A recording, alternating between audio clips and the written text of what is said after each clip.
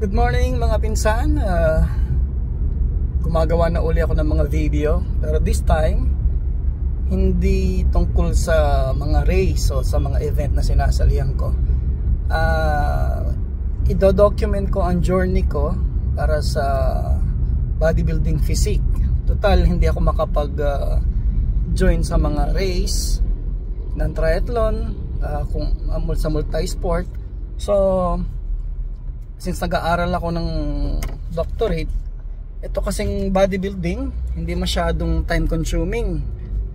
Yung spare time mo lang ang gagamitin mo, tapos ayun na, nakakapag-aral ka, nagagawa mo yung day-to-day activity mo. So ito ngayon, i-document ko yung journey ko. Once a day o at the end of the day, magpo-post ako ng tungkol sa ginagawa ko para ma-achieve ko tong journey ko sa bodybuilding physique. Okay? Okay, sa ngayon papunta ako sa Coliseum Oval. Tatakbo kami ni na JE, Ian at saka si Francis. Okay, mamaya ulit mga pinsan, update ko kayo. Good morning, nandito na ako sa Oval. Nandito na si JE, nauna siya. Morning guys. As usual. Magpapalit muna tayo. Okay, dahil tayo nakatsinelas, papalit muna tayong sapatos. Gagamitin ko ngayon ay Adios Pro 4, yung green. Ang ating BRC jersey shades, tapos ang ating tubig, hindi pwedeng mawala. Alright, mamaya papakalala ko yung iba namin kasama, si Ian saka si Francis kung darating. In the meantime, sapatos muna tayo.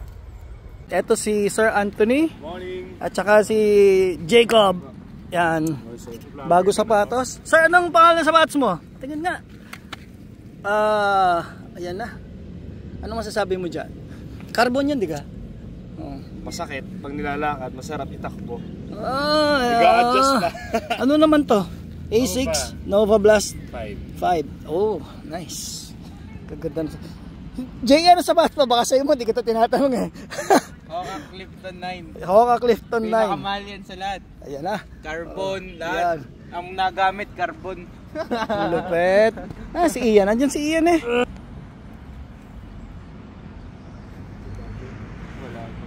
Oo. Nga ang si Ian. Naka Alpha Fly 3 Premium. Nagsama-sama mga bago sapatos ah. Yun yung nakita ko kahapon eh, umaapoy habang tumatakbo. Ay naku naman. Ang bilis niyan. Ano ba naman? Oo nga eh. Puro bago sapatos. Ito bago. Bago. Bagong suot lang. Mas bago. Bagong suot lang. Bagong suot lang, hindi yan bago. Dito si Pinsan. Si Pinsan Tops. Ayan. Si Matteo Gudicelli. At nandiyan din si Kanyo. Video pala yan. Yan o. Yan. Yan ang mga nakakasama ko dito. Let's go. Alright, let's go. Okay, pinag-uusapan namin ang difference ng carbon plate at saka ng carbon rod technology. Yung kay Ian, yung Alpha Fly 3 Premium, carbon plate yun. So meaning, buo na sapin sa kanyang sapatos. So pag nag-bend yun, may power return. Tapos mayroon pa siyang air pocket. So dalawa ang nagpo-push sa kanya. Tapos ang gamit niyang foam ay Zoom X foam. Kino-compare namin dito sa Adios Pro 4. Ang technology naman nito ay carbon rod. Ayun. So imbes na yung plate, rod naman siya. So pag na-bend yung rod, pag bumalik sa dati niyang tsura, may power return. So itutulak kanyang ganyan. Ito ay Adios Pro 4 yung sa kanya. Alpha Fly 3 Premium. Yan ang usap-usapan namin ngayon. Kay Kuya, bakit po hindi nyo suot yung inyong Metaspeed na carbon plated? Hindi, ano na. Sige po. Bakit nga po? Hindi, minsan malimitahan yun sa mga race. Bakit? Baka masira agad ano? Oo. Oh, yan. Carbon plated yan. Pinabibili ka talaga. So kailangan mo talaga ng pang-alternate. Kailangan mo ng foam shoes, yung daily trainer. Ha? 300 kilometers plus lang. Oh. Ha? So yan ha. Ito si Kuya, maraming sapatos siya. Nakikita ko mga sapatos niya. Naka Metaspeed yan. Yan. Check out.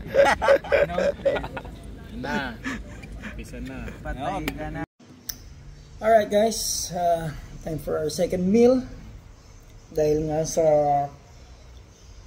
kailangan kong kumain ng kumain dahil sa preparation para sa bodybuilding physique, kailangan mo mag-load ng protein. So ito ang aking second meal for today.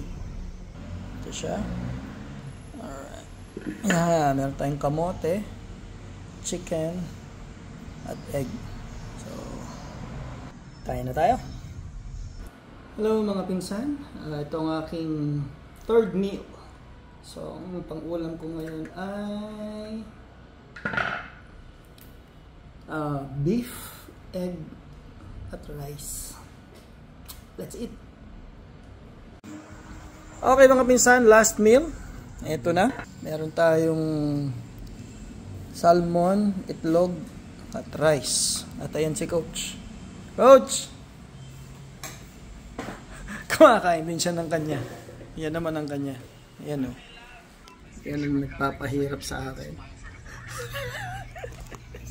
Kain na tayo.